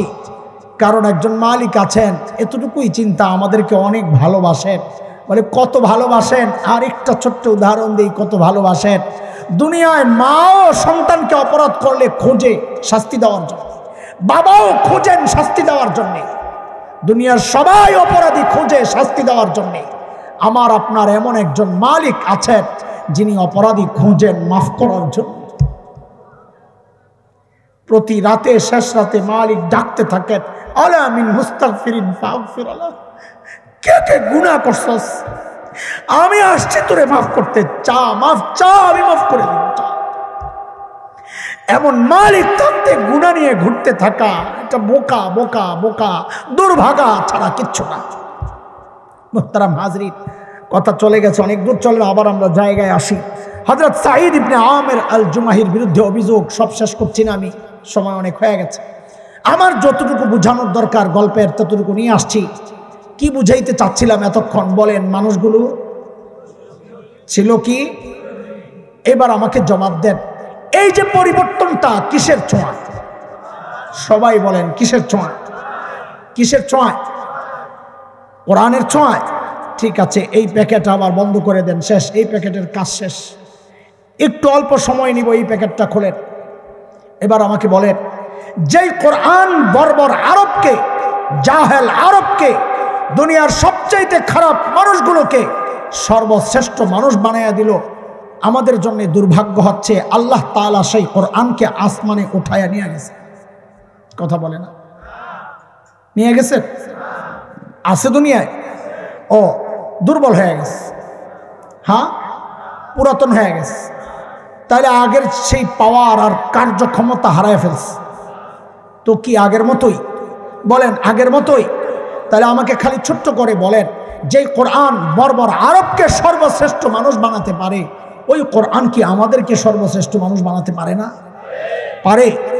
যদি পারে তো আমরা করছিটা কি, কোন রাস্তায় চলছি? কোরআন ছেড়ে দিয়ে কার কার পেছনে ঘুরছি? আমি নিজের উন্নতি অগ্রগতির জন্য যে রাস্তা আমি ধরছি, এটা আমার উন্নতি অগ্রগতির রাস্তা না দোস্ত। আমার মুসলমানের উন্নতি অগ্রগতির রাস্তা একটাই, কোরআন।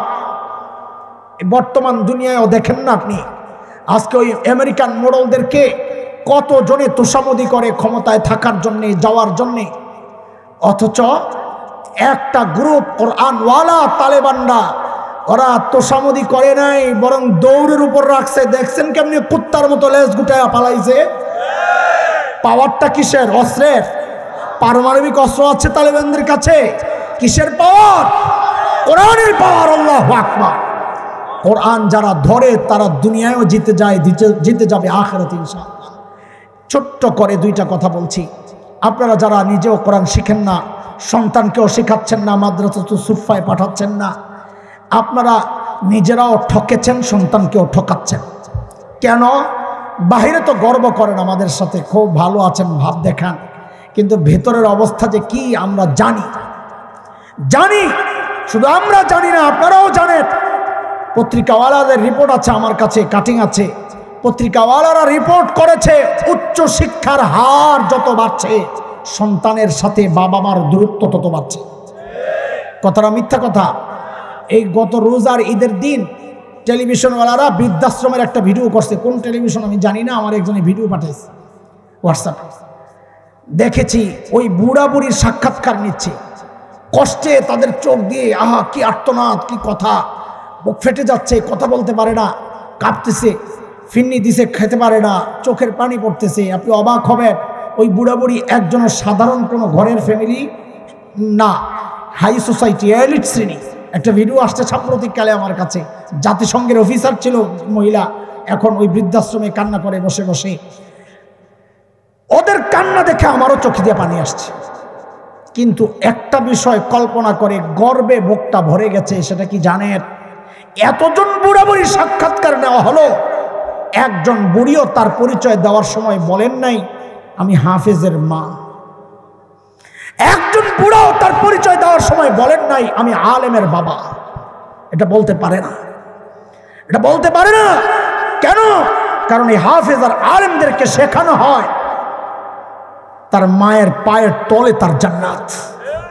ওকে শেখানো হয় তোমার বাবা খুশি তুমি জান্নাতি, হুমা জান্নাতুকা ওয়া নারুকা। নবী বলেছেন বাবা মা খুশি তুমি জান্নাতি, বাবা মা অসন্তুষ্ট তুমি জাহান্নামী। ওকে শেখানো হয়, শুধু শেখানো হয় না, ওর দিল আর দিমাগের মধ্যে এটা বসায়া দেওয়া হয়। ঠকছেন না জিতছেন? যারা দিন শিখেন নাই, সন্তানকে শেখান নাই, আপনারা ঠকছেন না জিতছেন? নিজেও ঠকেছেন, সন্তানকেও ঠকাইছেন। নিজে কেন ঠকছেন? শেষ কথা আমার, সূরা আহজাবের মধ্যে আসছে, হতাশা শুধু এই দুনিয়ায় না, আসল জায়গা রয়ে গেছে। এই সন্তান যার কেরিয়ার করে নিজের কেরিয়ার শেষ করেছেন, এই সন্তান কিন্তু আপনার আখিরাতের কেরিয়ারটা দিবে শেষ করে। আল্লাহর আদালতে দাঁড়ায় নালিশ করবে। কি বলে? কোরআনের কথা, সূরা আহজাবের, রব্বানা ইন্না আতানা সাদাতানা ওয়া কুবারাআনা فأضلونا السبيل ربنا آتهم ضعفين من العذاب والعنهم لعنا كبيرا। আল্লাহ আমার বাবা মা মুরব্বী আমাকে পথভ্রষ্ট করেছে, আমি ডাবল শাস্তি চাই। বলে কেন ডাবল শাস্তি চাও? আয়াতের তাফসীর করছি না, বোঝানোর জন্য বলছি। বলে আমাকে খাওয়ানোর দায়িত্ব ছিল, খাওয়ায় নাই, এক অপরাধ। আমাকে বিষ খাওয়াইছে, আরেক অপরাধ। এবার আয়াতের তাফসীর বুঝেন। আমাকে দিন শেখানোর দায়িত্ব ছিল, শেখায় নাই, এক অপরাধ। বদ্দিনই শিখায়া নাস্তিকতার দিকে ঠেলে দিয়েছে, আরেক অপরাধ। ডাবল শাস্তি চাই। আপনি তো রহমান রহিম, বান্দার কান্নাকাটি দেখলে আবার মায়া লেগে যেতে পারে, এখানে আমি কোনো দয়া আর মায়া চাই না। কি বলে? ওয়াল আনহুম লা'নান কাবীরা, ওদেরকে আপনার রহমত আর দয়া থেকে দূরে, বহু দূরে সরায়া দেন। নাউযুবিল্লাহি মিন যালিক। আর যদি সন্তানকে দিন শিখাইতেন, আমি আমারটাই বলি, অন্যদেরটা বাদ, অন্যরা তো আরো ভালো অবস্থায় আছে। আমারটাই বলি, আমার বাবা মা যে আমাকে দিন শিখাইছেন, আমি তো ঠকি নাই, অবশ্যই না। আমি মনে করি তারাও ঠকেন নাই। কেন? এমন কোনো দিন তো নাই আমার মনে পড়ে না যে দোয়ায় আমি বলি না রব্বির হামহুমা কামা রব্বায়ানি সগীরা। আরও কিছু পাগলামিও আছে আমার বাড়িতে, মাঝে মাঝে গ্রামের বাড়িতে চলে যাই, নিয়ত করছি আগামীকালও যাব। এই ব্যস্ততার মধ্যেও যায়া কি করি, বাড়িতে মাদ্রাসা, পেছনেই মা বাবার কবর, যায়া ওই ছোট্ট বাচ্চাদের মতো মা বাবার মাথার কাছে যেমন যায় বসে কথা বলে, ওই ঠিক মা বাবার দুইজনের মাথার কাছে যায় বসে কি করি, আমার সবচাইতে বড় পুঁজি যেটা তারা আমাকে দিয়েছেন, সেই পুঁজি সেখানে বসে বসে কিছুক্ষণ কোরআনুল কারীমের তিলাওয়াত করি। কিছুক্ষণ তিলাওয়াত করে ওঠার সময় আল্লাহর সাথে একটু কথা বলে আসি। ও আল্লাহ, এই যে তিলাওয়াত করলাম তোমার কালামের, ও মালিক, এই মানুষগুলোর উসিলায় তিলাওয়াত করছি। ও আল্লাহ, যারা দুনিয়া থেকে যাওয়ার সময় আমাকে তোমার সাথে জুড়ে দিয়ে গেছেন, আল্লাহ আজকে আমার চাওয়া তারা যেন তোমার রহমত থেকে দূরে সরে না যায়। রব্বির হামহুমা কামা রব্বায়ানি সগীরা। বলেন, আমার বাবা মা ঠকছেন না জিতছেন? এখন কি ঠকার গ্রুপে থাকতে থাকবেন? হায় কি করলাম, ধরলাম কি, ছাড়লাম কি, আহারে করলাম কি, এই আহারে করলাম কি করতেই থাকবেন? না একটু এই জায়গা থেকে ফেরত আইসা ওই সুফা থেকে এই সুফার যে বন্ধন, এই বন্ধনের সাথে আপনারাও একটু যুক্ত হতে চান? চান না? চান না? চান? তাইলে শেষ কথা আমার, 6টা কথার উপর আজকে আলোচনা হয়েছে, মনে আছে তো না? কয় কথা আজকে? কয় কথা? 3 কথা সাহাবীদেরকে নিয়ে। বলেন তো, আমুকটা শোনান, ওরা ছিল কি, হইল কি, মাঝখানে ঢুকলো কি? আমাদের 3 কথা বলেন, ধরলাম কি, ছাড়লাম কি, আহারে হইছে, পুরা মাথায় আসছে। এই 6 কথা যা বলছি এর বাইরে কিন্তু যাই নাই, আমি ভিতরে আছি, গেলে আবার চলে আসছি, বলে কয়েই গেছি। এখন আমাকে 5টা ওয়াদা দেন, ইনশাআল্লাহ দিবেন? ইনশাআল্লাহ। তাহলে আর আফসোস করা লাগবে না, ফেরত আসার সুযোগ আছে। বলেন, শুদ্ধ কোরআন শিখবো ইনশাআল্লাহ। ইনশাআল্লাহ। অনেকে মনে মনে ভাবতেছেন, হুজুর আমি শুদ্ধ কোরআন পারি। বাবা, আপনি যে পারেন, আমাদের বাচ্চাদের সামনে এসে পড়ে দেখেন, ও হাসতে হাসতে গড়াগড়ি খায় আপনার পারা শুনলে। না, ওই পারা চলবে না, আগে পড়ছেন ওইটা চলবে না, অশুদ্ধই শেখা হয়েছে আমাদের বেশিরভাগ। এখন সুযোগ আছে, আপনারা আসেন মাদ্রাসাওয়ালাদের কাছে, মসজিদের ইমাম সাহেবের কাছে যান, কোরআনকে শুদ্ধ করেন ইনশাআল্লাহ। তো বলেন, শুদ্ধ কোরআন শিখবো, 1 নম্বর ওয়াদা ইনশাআল্লাহ। তো কোরআন শিখে কোরআনটারে বরকতের জন্য ঘরের মধ্যে সুন্দর করে রেখা তাবিজ বানায় রাখবো, না পড়বো? তো বলেন, নিয়মিত কোরআন পড়বো ইনশাআল্লাহ। প্রতিদিন অল্প হলেও একটু কোরআন পড়েন, অল্প হইল কোরআনের সাথে প্রতিদিন একটু সম্পর্ক করেন, অল্প হইল 1-2 আয়াত হইল, ঠিক আছে ইনশাআল্লাহ। তো বলেন, শুদ্ধ কোরআন শিখবো, নিয়মিত কোরআন পড়বো। 3, খালি পড়বই না, আল্লাহ কি মেসেজ পাঠাইছেন বোঝা দরকার না? তো বুঝে বুঝে কোরআন মানবো ইনশাআল্লাহ। বলেন, কোরআন মানবো। কয়টা গেল? আবার বলেন, শুদ্ধ কোরআন শিখবো, কোরআন পড়বো, কোরআন মানবো। 4, কোরআনওয়ালাদেরকে ভালোবাসবো ইনশাআল্লাহ। কোরআনওয়ালা কারা? আলেম ওলামারা। যদি দেখেন আলেম ওলামাদেরকে ভালোবাসলে দল নারাজ হয়, ওই দলকে ছাড়া যাবে না ইনশাআল্লাহ। যদি দেখেন আলেমদের ব্যাপারে পক্ষে কথা বললে নেতা নারাজ হয়, ওই নেতা ছাড়া যাবে না ইনশাআল্লাহ। ইনশাআল্লাহ। এটা কোরআনের মহাব্বতে, অন্য কিছু না, এটাই কোরআনের মহাব্বত, এটাই দ্বীনি মহাব্বত। দ্বীনের জন্য আমি সব ছাড়তে পারি, দ্বীনের জন্য সবাইকে বকে নিতে পারি, ঠিক না? হ্যাঁ, এটাই দ্বীন। কয়টা গেল বলেন? হ্যাঁ, আমুকটা শোনান, শুদ্ধ কোরআন শিখবো, কোরআন নিয়মিত পড়বো, কোরআন মানবো, কোরআনওয়ালাদেরকে ভালোবাসবো। 5 নাম্বার, যেখানেই কোরআনী প্রতিষ্ঠান দেখি না কেন, কোরআনী প্রতিষ্ঠানের পাশে দাঁড়াবো ইনশাআল্লাহ, ঠিক আছে ইনশাআল্লাহ। আমাদের এই যে মাদ্রাসাতুস সুফা, মাঝে মধ্যে আইসা আমাদের মুহতামিম সাহেব, প্রিন্সিপাল সাহেবের সাথে কথা বলবেন যে হুজুর কিছু লাগবে কিনা। আপনার সামর্থ্য না থাকুক, এই যে আপনারা আইসা একটু খবর নেন না, এটাই আমাদের দিল ভরে যায়। পাঠাবেন তো আল্লাহ তাআলা। দেখা যায় কোত্থেকে কই আসে, হাজার হাজার মাদ্রাসা কেমনি চলতেছে, কোনো না কোনো আল্লাহর বান্দারে আল্লাহ পাঠাইয়া দেন। বাচ্চারা তাহাজ্জুদে কাঁদতেছে, ফজরের পরে চাউলের ট্রাক চলে আসছে, এমন ভুরি ভুরি উদাহরণ আছে আমাদের সামনে। আপনারা এসে খালি খোঁজ খবর নেবেন, আলেমদের কাছ থেকে দোয়া নেবেন, বলবেন যে বইলেন কিছু লাগলে। আপনি কিছু করতে পারবেন না, এতটুকু বলাই তাদের জন্য শান্তি ইনশাআল্লাহ। ইনশাআল্লাহ ঠকবেন না। আপনি আলেম মহব্বত করলে এটা লিখে রাখেন, 1-2 প্রজন্মের মধ্যেই আপনার ঘরে আলেম তৈরি হয়ে যাবে ইনশাআল্লাহ তাআলা। এটা আলেমকে মহব্বত করার একটা বড় ফলাফল দুনিয়ায়। 1-2, আমার দাদা একজন মূর্খ মানুষ ছিলেন, পাগল ছিলেন, নাই হয়ে যাইতেন সপ্তাহে 1 মাস ঘরে বাড়ি ঘর খোঁজ খবর নাই। কিন্তু কারি ইব্রাহিম রহমতুল্লাহ আলাই, উজানির বুড়া হজরত মহাব্বত করতেন, পাগলের মতো মহাব্বত করতেন। যেদিকে কারি ইব্রাহিম রহমতুল্লাহ যেতেন, আমার দাদা পিছনে পিছনে দৌড়াইতেন। কারি সাহেব ঘোড়ায় চড়তেন, আমার দাদা পায়ে দৌড়াইতেন খালি পিছনে পিছনে, রাস্তায় বেহুশ হয়ে পড়ে যেতেন। ফলাফল কি? ওই আলেম মহাব্বতের ফলাফল কি? আল্লাহ ওয়ালার মহাব্বতের ফলাফল কি? আমার বাবা আলেম হয়েছেন, চাচা আলেম হয়েছেন। আলহামদুলিল্লাহ আমাদের ফ্যামিলিতে এখন তো আলেম ছাড়া অন্য কোনো চিন্তাই করা যায় না। এটা কিসের বরকত? আমরা মনে করি আমাদের বাবা, আমাদের দাদা আলেমকে মহাব্বত করছেন, ওই আলেম মহাব্বতের বরকত আল্লাহ তার পরবর্তী জেনারেশনের মধ্যে আলেম তৈরি করে দিয়েছেন। আল্লাহ তাআলা আমাদেরকে কবুল করেন, আমিন। মাদ্রাসাতুস সুফফাকে আল্লাহ তাআলা ওই সুফফার আদলে চলার তৌফিক দান করেন। মাদ্রাসার সমস্ত জরুরতকে আল্লাহ তার কুদরতে হাতে মিটাইয়া দেন, আমিন। ওয়া আখিরু দাওয়ানা আলহামদুলিল্লাহি রাব্বিল আলামিন। সুবহানাল্লাহ।